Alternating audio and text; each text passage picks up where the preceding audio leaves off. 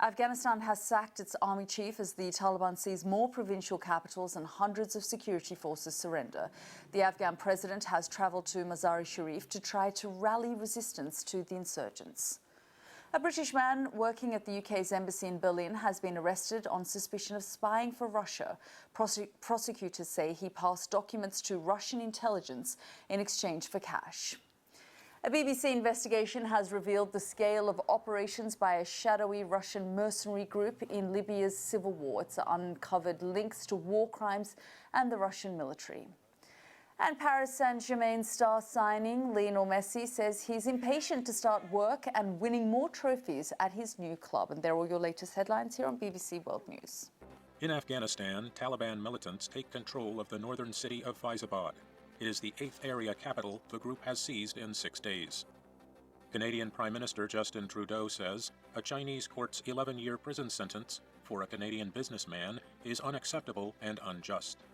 In Algeria, state media report that wildfires in the northern part of the country have killed at least 65 people, including 25 soldiers. And in South Korea, Seoul reports 2,000 coronavirus infections per day. That is the highest rate yet recorded for the country.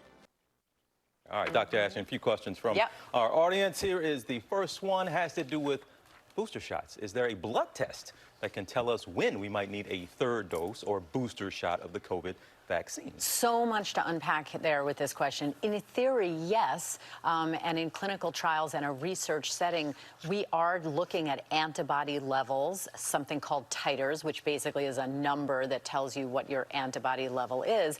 But the reason this is not ready for prime time yet is because we don't know the basement, the threshold number, if you will, under which you say, okay, you used to be high, now you're dropping, now you're, less protected than you were before, time for that booster or third dose. Also, remember that part of our immune response, part of it has to do with antibodies, which, you can test in general with a blood test, but part of it has to do with T cells. It's a completely different arm of our immune system. So there's a lot here.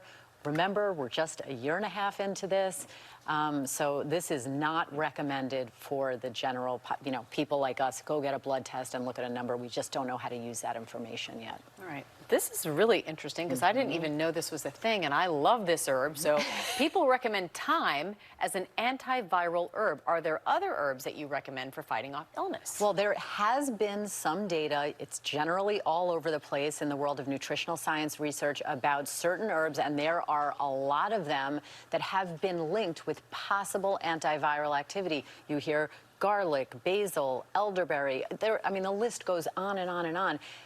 There's a big difference between studies that are done in a lab setting and some that are done in an organism, and that's why the research is kind of all over the place. Bottom line, what I tell people is a little of something may be good, a lot of something may be bad, and if something works, you have to consider not just that it may have benefits, but that it may also have risks. And when people say, well, it's natural, digitalis comes from a natural plant. That's a powerful cardiac heart medication. So you can't say if it's natural, it's safe. But I love the question. Just put it on your food. Yeah. All right. Yes. Amy, keep cooking with us. Sprinkle some thyme on my chicken and mushrooms. It's amazing. All right, folks.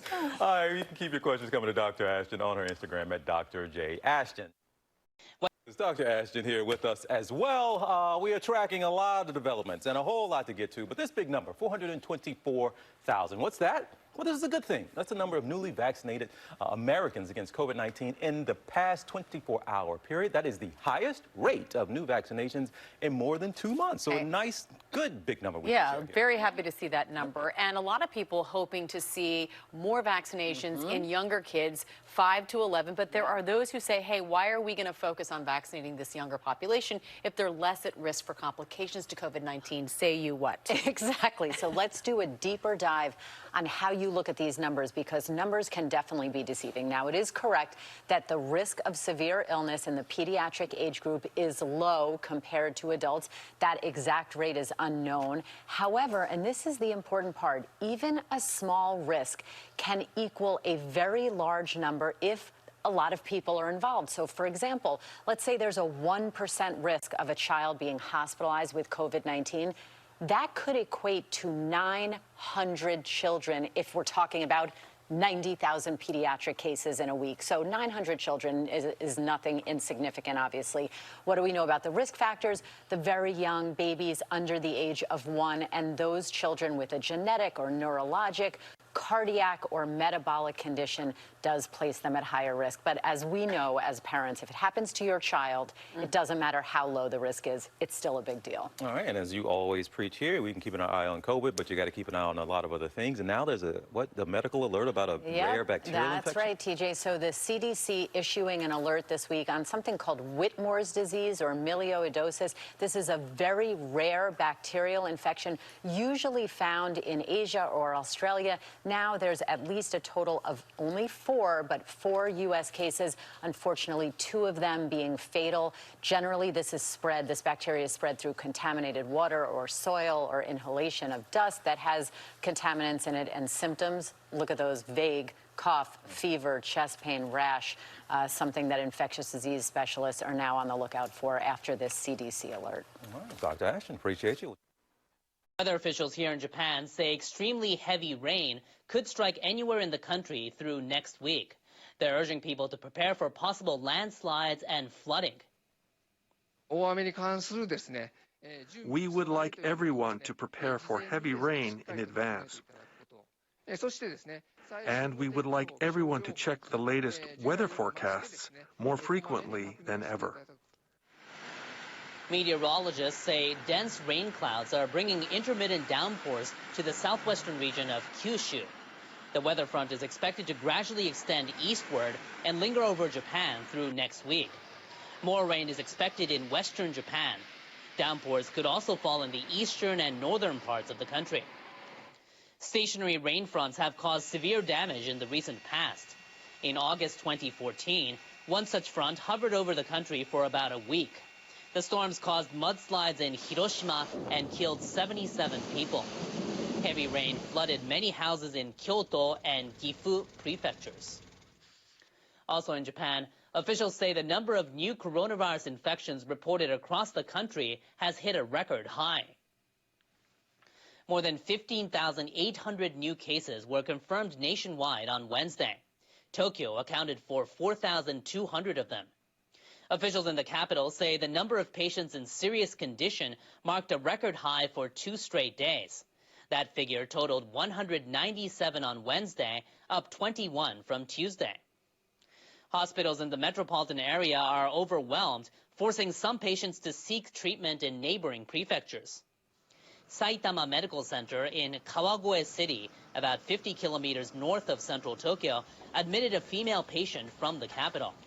Tokyo health officials had searched for 6 hours, but failed to find a local hospital able to accept her.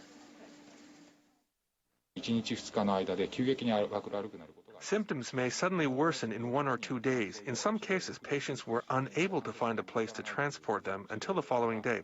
In such cases, patients could lose their lives during the time they wait. Japan's health minister said the coronavirus is spreading across the country, with new cases regularly topping 10,000. The severe situation is no longer a local issue for Tokyo, as similar situations can be seen in an increasing number of prefectures and local municipalities.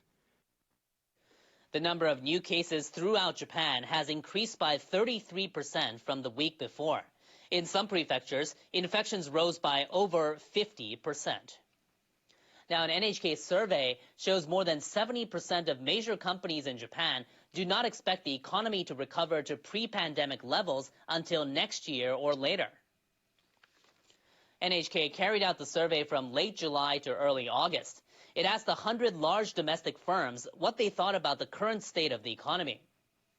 54 companies said the economy was leveling off. Most of them said this was due to restrictions implemented as part of the coronavirus state of emergency and sluggish consumer spending. 40 said the economy was expanding or slowly expanding. Most cited the impact of the U.S. economic recovery. Asked when the economy would return to pre-pandemic levels, 30 companies out of the 100 said in the first half of next year. 24 firms said in the second half, and 19 said in 2023 or later.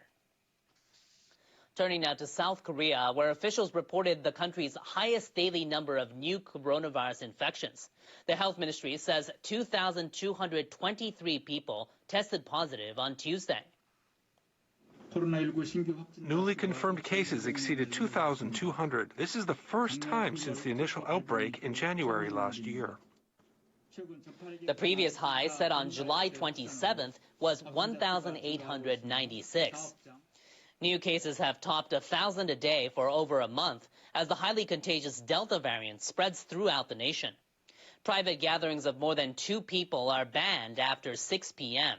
Sporting events must be held without spectators. Still, people continue to head to different regions nationwide during the summer holiday period. Cases outside the Seoul area now account for about 35% of total infections.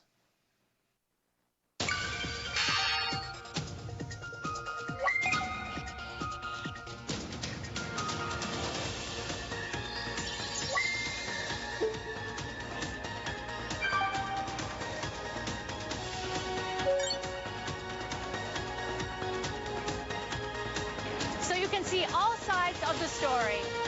Depend on us for coverage from across the globe.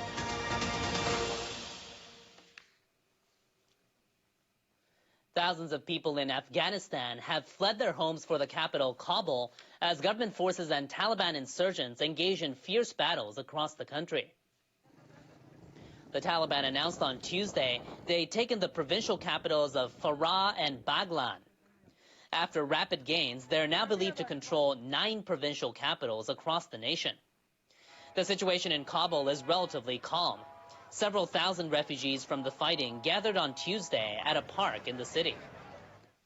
The fighting is still going on. My house was burned down. I'm at a loss for what to do and where to go. The UN Office for Humanitarian Affairs estimates about 30,000 people were forced to flee from their homes between July 3rd and August 5th. U.S. troops are scheduled to complete their departure from the country by the end of the month. President Joe Biden says he does not regret his decision to withdraw, noting the U.S. continues to provide support.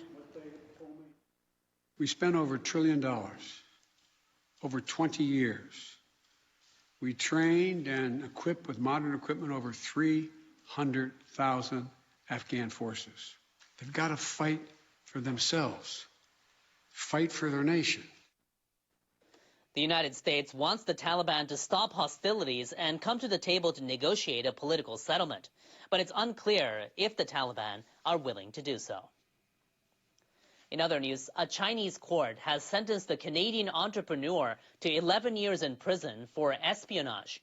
Canada has strongly criticized the ruling, which could further worsen ties between the countries. The court in Dandong, northeastern China, handed down the sentence Wednesday to Michael Spavor.